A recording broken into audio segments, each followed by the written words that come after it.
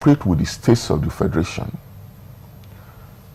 set up grazing reserves, which will be managed by a commission. The commission will be made up of representatives of all states of the Federation, those that are responsible for land in the state, in all the states of the Federation. They are going to be part of this commission. This commission will manage these reserves.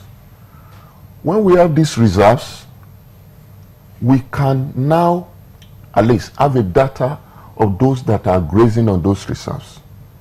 The purpose is to check criminalities. So do we just sit down and allow all these killings and problem that is going on all over the place to continue? We owe it a responsibility to our people to do something. So the idea is not about land grabbing that people are talking about. It's about... Let's go back. You said something about grazing reserves that used to be in northern Nigeria. Yeah. Yes, you said growth and development has overtaken them. Yeah. But did this taking over those reserves? Yes. But did this bill consider that it might just be worth it to just revive those reserves in northern Nigeria where they are, so that you're not forcing those in the south to begin to learn a culture they're not used to? Let me correct something. Don't use the word forcing. I said federal government will cooperate with the states. Okay. Are you getting me? No. Let me take you to what Mr. Mudue said. Yeah. I haven't read that bill. Yeah. But there was a way he put it where the bill said for you to sue, you have to go to the Attorney General to get permission to sue. You see, when you propose a bill, that is not the final document. It's a draft. There's, in fact, the bill in the 8th Assembly has just been read for the first time. There are 3 bills on the same subject matter. The one from me, the one from Honorable Ibrahim, there's another one from Honorable Dixon from Benue State to set up ranches all over to set up ranches. But this one is a private. They're all private bills. No, they are private bills, but his own idea is a bit different from our own. But these 3 bills were consolidated together in one bill. It has not even gone for second reading. When it goes for second reading, it goes back to the committee. There will be public hearing. When the public hearing is scheduled, the likes of my brother and other professionals will be invited. You bring your own idea. This one will not work. Change this. And we are going to have a clean report and get something in place. Nobody has a monopoly of knowledge. Okay. We are not saying what we have submitted is the final, but we've got to do something to stop the problem that we have now. But some people are saying that these grazers, the herdsmen, represent those who own the cattle. So it is a business. So why should government be involving itself so much in a private business? It's like the woman on the street who wants to sell her wares. She's forced to go and get a shop. She doesn't go to government to get a shop for her. She has to set up her shop herself and sell her wares. That is the argument some people are putting forward. This is a business, for crying out loud. Yes, yes, I agree. It's a private business for private individuals. And the herdsmen, they are like employees. Most of them are employed. Some of them own just little number of cattle herds. And when we talk about herdsmen, they not only had cows, they also had sheep and goats. Yeah. And they are like any other farmer, like any other poultry farmer, like or cassava farmer.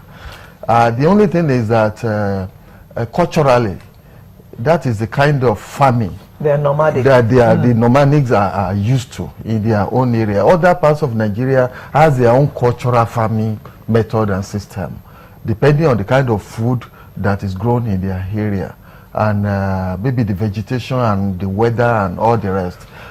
So I may say to a large extent that naturally God has actually endowed people with the kind of farming activity, the kind of food they will eat and so on. Now, it is gratifying to note, which he has said, I've also confirmed that all these bills are private members' bills. It is not government that is sponsoring these bills, not government. And in a democracy, anybody, any group of person can say, this is our interest, we want to ventilate it. We want to make this our private business to become a federal government business. They have a right to propose a bill like it's being done. So nobody should deprive it. It's a freedom of expression, it's part of it. Okay. Now the bill is still a proposal.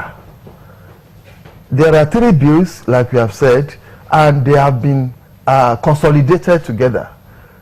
And work is still ongoing on them.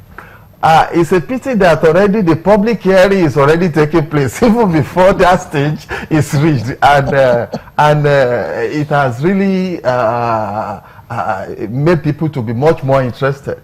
So this pregnancy, people are looking at how it will be delivered, where it will be delivered, and who will deliver it. So it has already generated so much and intense attention. Now, from the business perspective, we know that it is not just the ordinary person on the street that we have herds of cattle or goats and so on. It is the big businessmen who has the money. People like our president, they are the ones who have herds of cattle, of goats, of sheep, and they can afford to give it to their son or give it to any other person to be doing for them while they remain in their house. And it is the responsibility of those employees to hard. To hard means to guide, to lead, to control this thing through certain routes where these people, this cow or animal will feed. So that is where the word hard comes in. They only hard this thing, control them, guide them, take them through certain areas so that they can feed. Now, what that means is that the owners of this cow, they have they are feeding on the public. One, they are also feeding on nature. But where those natural location of grasses are already owned by some other persons, it means they are feeding on the other person's sweat. If the other person purchased that land for himself, now you had your cattle to those places, they begin to feed. It means these owners of this big cattle business, they don't invest. Right? What they do is just to purchase the cattle and begin to add them, let them begin to multiply. They only invest in the herdsmen. They only pay them with cattle or whatever they agree upon. But now, where is your location? Where do you feed your cattle? You won't find it anywhere. So that's why these herdsmen have to move from community to community. Great. In essence, they are reaping from where they did not sow. That is the. My father is close to 100 now. The last time I went to Elisha, I was surprised. At the backyard, he fenced off an area. He started with about 3 goats. Now the goats are almost 15. He will never allow them to get out of the house. I said, Papa, you are supposed to be retired, relax. He said, no, that he's used to walking. He has people, he purchases the feeds for all these cows and for the goats. So he does not allow them to go out. So he is responsible for feeding them. That's why from the business perspective, I think the owner of this business should begin to feed their cattle themselves rather than allow them to go rampaging. Yes. Herdsmen did not start grazing their cattle yesterday or last week. Yes, that's true. This is an ancient culture. Yes. And these people, this is what they are known for. This is what they have been known for over centuries. Yes. And we have never come across this kind of problem.